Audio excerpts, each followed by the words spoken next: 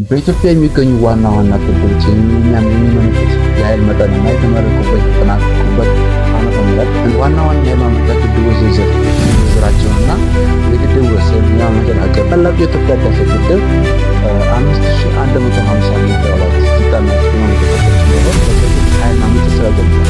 ይህም የህዳሴ ግድብ ሙሉ ስራ ሲጀምር ወደ 10,000 ሜጋዋት ይጠጋል ተብሎ ይጠበቃል።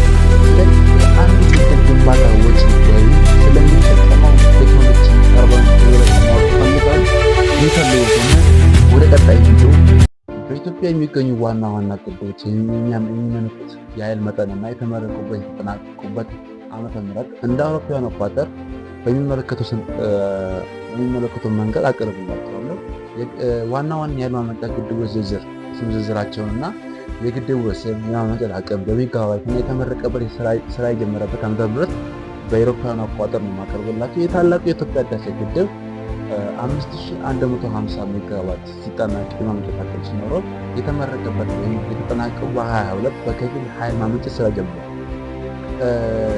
ግልገል ጊቤ 3 ደግሞ የምናየው 1870 ሜጋዋት የማመንጨት አቅም ሲኖረው የተመረቀው ደግሞ በ2015 እንደ አውሮፓውያን አቆጣጠር ሲሆን በለስ ወይም ጣና በለስ 460 ሜጋዋት የማመንጨት አቅም ሲኖረው የተመረቀው ደግሞ በ2010 ነው።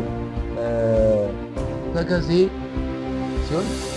ሲሆን የማመንጨት አቅሙ 300 ሜጋዋት ስራው የተጠናቀቀው በ2009 ሲሆን ግልገል ጊቤ 2 ደግሞ 420 ሜጋዋት የማመንጨት አቅም ሲኖረው የተጠናቀቀው የተመረቀው በ2010 ነው። ግልገል ጊቤ 1 ደግሞ 184 ሜጋዋት የማመንጨት አቅም ሲኖረው የተጠናቀቀውና ወደ ስራ የገባው በ2004 ነው። ፔንጫ የምንለው ደግሞ በ134 ሜጋዋት የማመንጨት አቅም ሲኖረው በ1973 በኋላም ማሻሻያ ተደርጎበታል። ይህን ደግሞ ማሻሻያ የተደረገበት በዝርዝር ከታች አቅርብላችኋለሁ። ዋክና ወይም መልካ ዋክና የምንለው ሲሆን 153 ሜጋዋት የማመንጨት አቅም ሲኖረው 1988 ላይ ተመርቆ ወደ ስራ ገብቷል።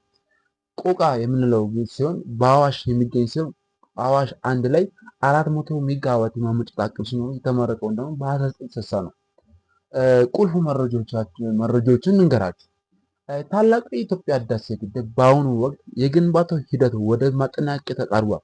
እንደ አውሮፓውያን አቆጣጠር በ2022 የመጀመሪያዎቹ 2 ተርባይኖች ኃይል ማመንጨት የጀመሩ ሲሆኑ ቀሪዎቹ ተርባይኖች በሂደት ስራ ሲጀምሩ አጠቃላይ አቅሙ ከሜጋዋት በላይ ይሆናል። ያ ማለት ከ5150 ሜጋዋት በላይ ይሆናል። አንጋፋው ግድብ የቆቃ ግድብ አዋሽ 1 በኢትዮጵያ የመጀመሪያው ዘመናዊ የኃይል ማመንጫ ግድብ ሲሆን የተገነባው በጣሊያን ካሳ ክፍያ ዋር ሪፕሬሽንስ አማካኝነት ነው።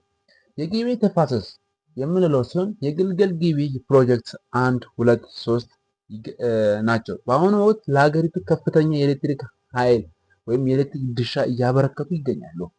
ጠቃሚ ነጥብ የምንላቸው ደግሞ በአሁኑ ሰዓት ኢትዮጵያ በአሁኑ ወቅት ያላት ጠቅላላ የኤሌክትሪክ ኃይል ማመንጫ አቅም ከ5200 ሜጋዋት በላይ ደርሷል።